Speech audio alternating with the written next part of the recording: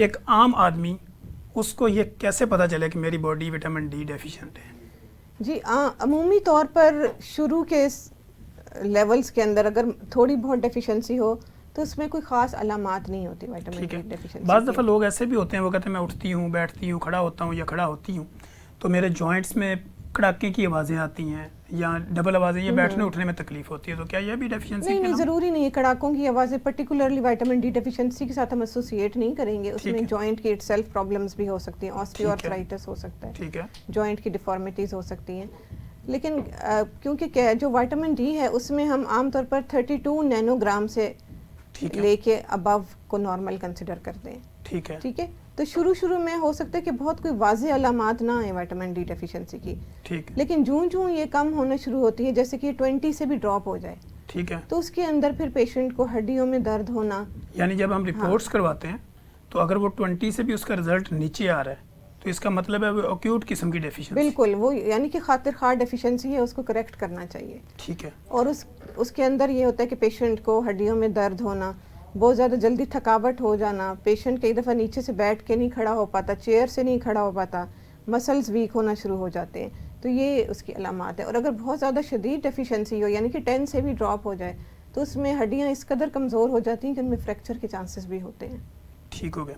تو ڈاکٹر صاحب اس کا یہ وٹامن ڈی ڈیفیشنسی کا جو باعث بنتا ہے، یہ کیا ایسی چیزیں ہوتی ہیں باڈی کے اندر جو وٹامن ڈی کو کم کر دیتی ہیں، یا ہماری لائف میں کون سا ایسا سٹائل ہم چینج کرتے ہیں کہ جو وٹامن ڈی ڈیفیشنسی کا ذریعہ بنتا ہے؟ جی، اس میں کیونکہ ہمارے جو کازز ہیں وٹامن ڈی ڈیفیشنسی کے وہ ملٹی فیکٹوریل ہیں. ٹھیک ہے، اس میں کچھ ہمارے انٹرنل فیکٹرز ہیں جن کا تعلق ہماری باڈی کے ساتھ ہے. ٹھیک ہے، اور کچھ ایکسٹرنل فیکٹرز ہیں جو ہماری انوائرمنٹ سے آتے ہیں. ٹھیک ہے، ہماری باڈی سے جن چیزوں کا تعلق ہے اس میں سب سے پہلے کلر آف دا اسکن ہے.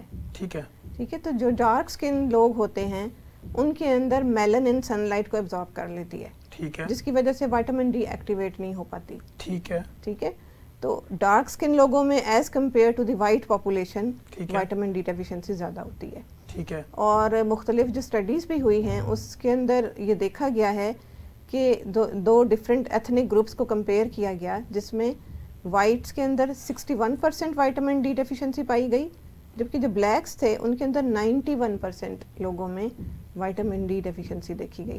یعنی آپ یہ کہتی ہیں کہ وائٹ والے جو ہیں ان میں ڈیفیشنسی زیادہ ہوتی ہے؟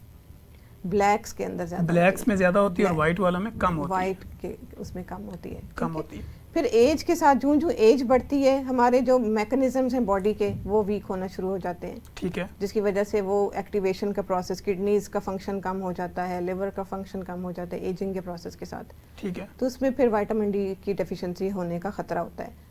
پھر وہ والی سچویشنز جس میں بہت ایکیوٹ ڈیمانڈ کی ضرورت ہے، جیسے پریگننٹ فیمیلز ہیں یا گروئنگ ایج کے بچے ہیں، ٹھیک ہے، ان کے اندر وٹامن ڈی ڈیفیشنسی کے چانسز زیادہ ہوتے ہیں. یہ ہماری باڈی کے انٹرنل فیکٹرز ہیں. پھر کچھ ایکسٹرنل فیکٹرز ہیں جو ہمارے کنٹرول میں تو نہیں ہیں، ٹھیک ہے، لیکن ہاں ہم ان کو ایڈریس کر سکتے ہیں. ٹھیک ہے، جیسے کہ ہم سن اسکرینز یوز کر لیتے ہیں. ٹھیک ہے، خاص طور پر خواتین کے بارے میں کہوں گی کہ ان کا ہوتا ہے کہ میرا رنگ نہ کالا ہو جائے یا یہ نہ ہو جائے. ٹھیک ہے، تو سن اسکرین کا یوز بہت کامن ہے. اور گرمیوں میں تو آپ سوچیں کہ کوئی بھی نہیں پسند کرتا کہ ہم سورج میں نکلیں. جی بالکل. ٹھیک ہے، تو inadequate exposure to sunlight. ٹھیک ہے، پھر ہمارے کچھ ناردرن ایریاز جہاں پہ بہت زیادہ پردے کا اہتمام ہوتا ہے وہ بہت زیادہ اپنے آپ کو کور کر لیتی ہیں، ہیڈ ٹو ٹو کور کر لیتی ہیں کہ ان کا کوئی بھی باڈی پارٹ سن سے ایکسپوز نہیں ہو پاتا. ٹھیک ہے، ان کو تو بہت زیادہ ڈیفیشنسی. ہاں، پھر ان کے اندر اور زیادہ ڈیفیشنسی کے چانسز ہوتے ہیں.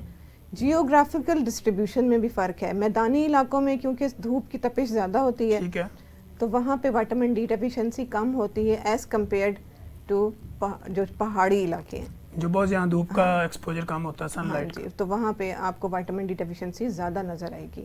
ٹھیک ہے، لیکن ان ساری چیزوں کے بیک گراؤنڈ میں میں کبھی یہ سوچتی ہوں کہ اللہ تعالیٰ نے بہت زیادہ چیزوں کو بیلنس کیا ہے کہ اگر آپ دیکھیں تو جتنا ہم ہائٹ پہ جاتے ہیں الٹرا وائلٹ ریز زیادہ ہو جاتی ہیں. ٹھیک ہے، ٹھیک ہے، تو اللہ تعالیٰ نے اس چیز کو کمپنسیٹ کرنے کے لیے سب کچھ کیا ہے. ٹھیک ہے، کہ الٹرا وائلٹ ریز ہی چاہیے اسکن میں سے ایکٹیویٹ کرنے کے لیے. ٹھیک ہے، ٹھیک ہے، اور سرد علاقوں کے لوگ اکثر آپ نے دیکھا ہوگا فیئر کمپلیکشنڈ ہوں گے. جی بالکل ایسے ہی. ٹھیک ہے، تو یہ بھی ایک ایڈڈ فیکٹر ہے.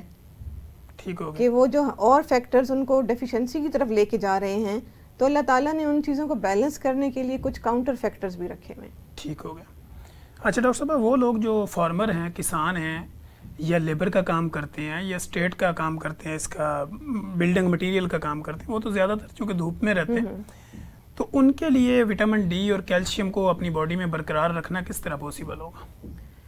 جی، جو ورکرز ہیں یا لیبررز ہیں، جیسے فارمرز ہیں، ان میں آبویسلی کیونکہ سن ایکسپوجر زیادہ ہے تو ایکسٹرنل فیکٹرز تو نہیں ہیں. ٹھیک ہے، لیکن انٹرنل فیکٹر، ہاں انٹرنل فیکٹرز ہو سکتے ہیں. ٹھیک ہے، پھر ڈائٹ کو ہمیں دیکھنا ہوگا کہ کیا ان کی ڈائٹ ایڈیکویٹ ہے یا نہیں. ٹھیک ہے، تو اگین، اور پھر لیبررز اگر ہیں تو فزیکل ورک ہے، تو exercise again stimulates bone formation.